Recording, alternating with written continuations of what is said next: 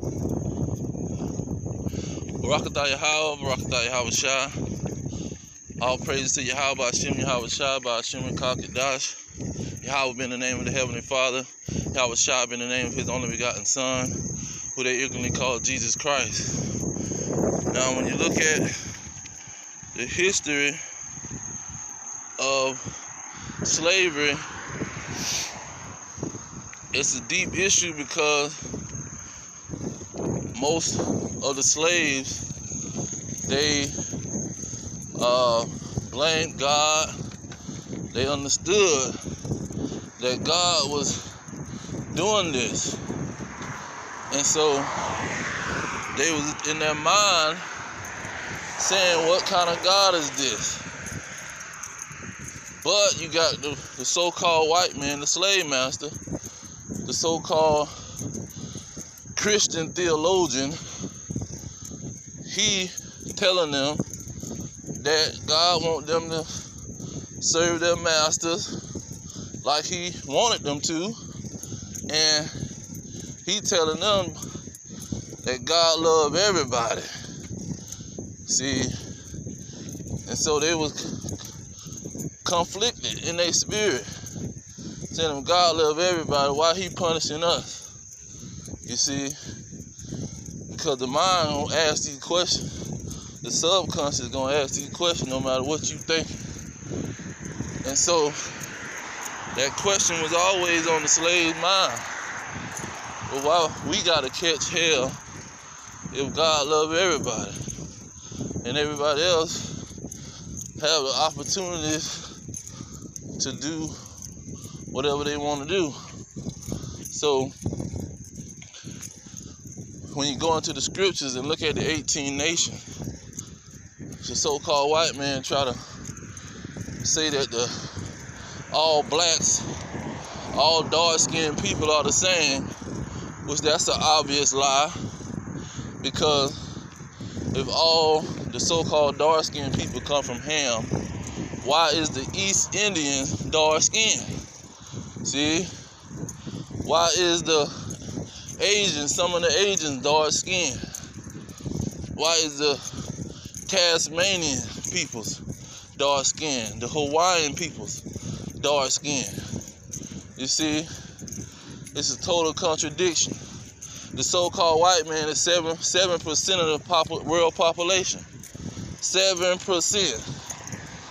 So how in the world is all the population coming from Ham? Everybody can't come from Ham. And everybody didn't come from Ham. And then it took Francis Wilson, Dr. Francis Wilson, to show how all of the scientists was coming up with evidence and fact that dark skin is the original skin. Dark skin has no defects.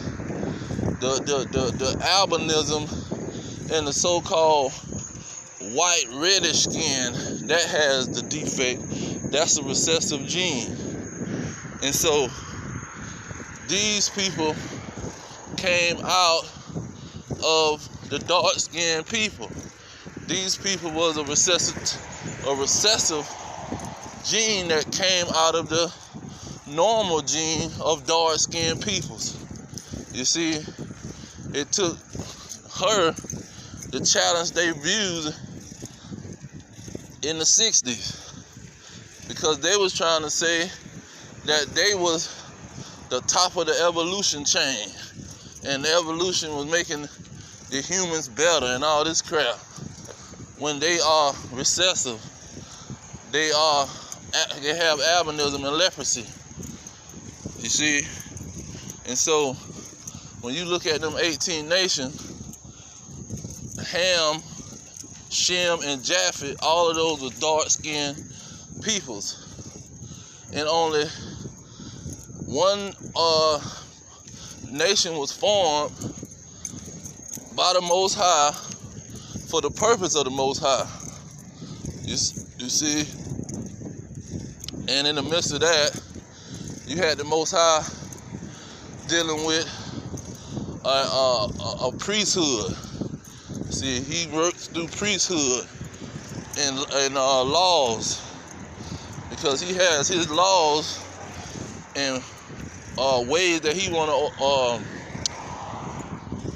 have the people organize themselves and deal with each other. And so he wanted the nations to be divided. That's when you go to Deuteronomy 32, around about the 7th to the 8th verse. He divided the sons of Adam because he wanted it to be just like the 12 tribes, where Levi is the priesthood and all the other tribes are dealing with Levi and serving under Levi. But he was creating a new situation after Yahushua, his son, had made a sacrifice for the nation to be kings and priests, because Jacob, he was given many blessings. He was given a blessing from Isaac. He was given the firstborn inheritance. He was given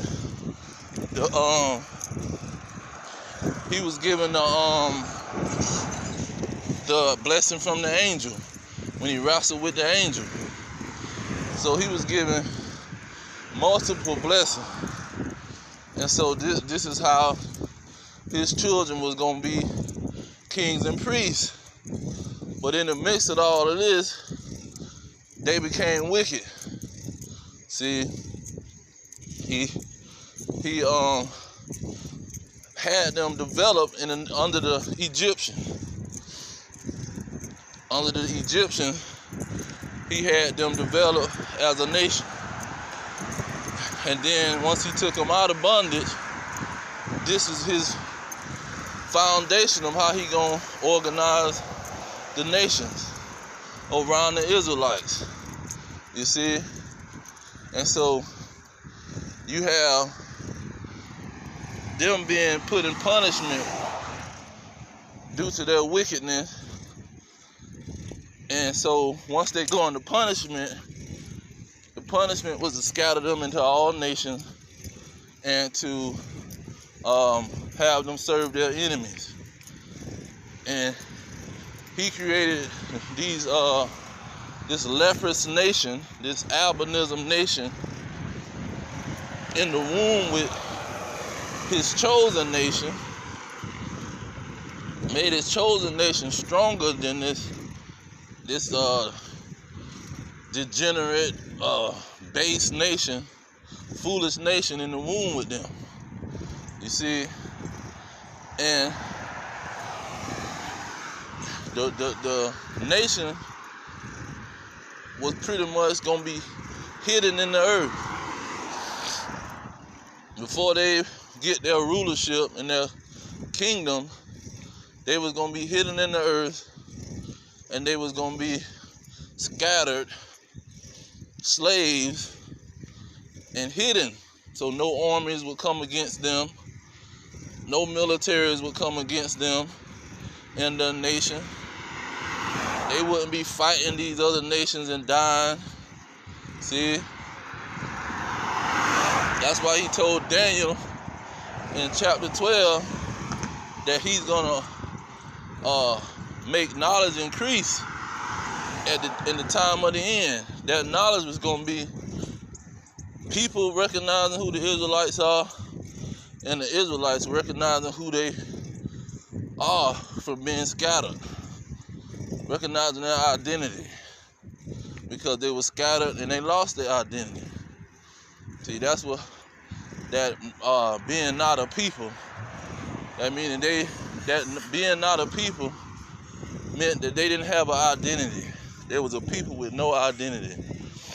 See, and so the slaves didn't understand this. They thinking, oh man, the white man is saying we just got to serve them and be their slaves, and God wants us to do this. what kind of life is this? What kind of God is this? You see, they didn't understand that you are the children of God's chosen people, the kings and priests, and you serving punishment for what the wickedness that your foreparents and forefathers have done. You see, and this is a part of you getting an everlasting kingdom. See, that's a whole nother story than what the so-called white man was telling them. See, he knew that they was his chosen people, and he was getting them to, he was banning all communication between them, outlawing reading and writing due to slave revolts, and due to them understanding who they were and wanting to fight and unite.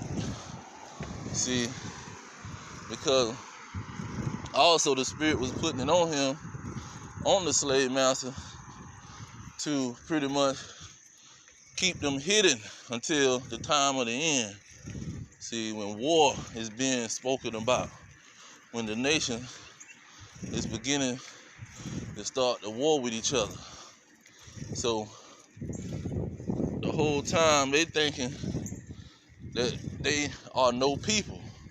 That's why Hosea 1 and 10 is so pivotal, because it gives you that statement that Paul was talking about, that Peter was talking about them being not a people, because they didn't know their identity. They was calling them blacks, Hispanics, Native Americans, colored people, brown people, Indians. You know, they didn't have an identity, especially not a biblical identity.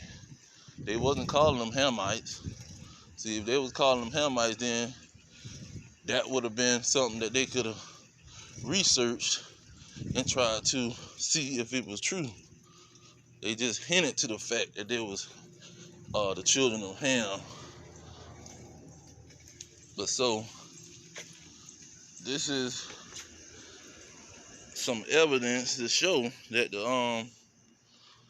the slaves was speaking Hebrew. They was calling they slave master meaning oppressor in Hebrew. So that's just clear evidence that they was not speaking Swahili. They wasn't calling them oppressor in Swahili. They weren't calling them oppressor in some kind of African language. They was using Hebrew, the ancient language of God, the language of the heavens. When people come out the womb, they speak in Hebrew. They saying ma ma, da da. See, that ah is a universal Hebrew language. And so this is what they didn't understand. So when you look at Jeremiah 17 and 4, it talks about them losing their identity. When you look at what is it? 2 Thessalonians, the 2nd chapter, verse 3, it talks about a fall. It had to be a falling away first, meaning they had to fall away from their identity. That had to happen. You see, they had to go into captivity.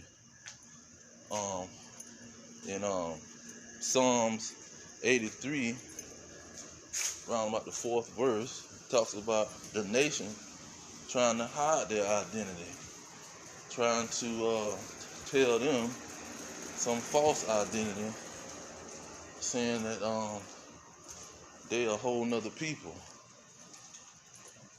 And so now they starting to wake up, like Revelation 11:11 say, and find out their identity